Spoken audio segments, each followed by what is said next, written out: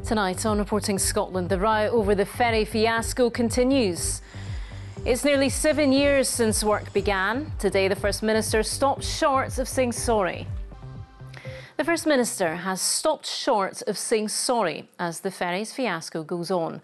Ferguson Marine in Port Glasgow won a £97 million contract for 2 new CalMac ferries back in August 2015. Nearly 7 years on, both vessels remain unfinished, and the bill now stands at £250 million. Political opponents want a public inquiry after the Scottish Government's own auditor last week identified multiple failings with the project. And island communities, they're still suffering from the effects of an ageing and overworked ferry fleet. Here's our political editor, Glenn Campbell. When the Ferguson shipyard won the order to build 2 CalMac ferries, the boss was Jim McCall. At the weekend, he claimed the contract was rushed for political advantage, a claim the First Minister rejects. No, he's not right. In fact, he's flatly wrong to say that. This was a contract that was awarded in line with all of the normal procurement rules and practices.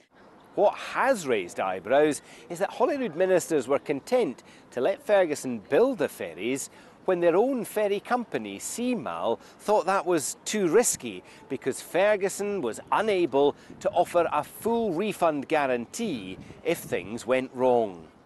Right now, at Ferguson Shipyard on the Clyde, we are signing the contract for 2 new ferries, and they will receive that award from the Scottish Government. The then Transport Minister Derek Mackay announced the deal, but he was not the only member of government involved. Permission to make Ferguson preferred bidder was sought from his boss, Keith Brown, a cabinet minister.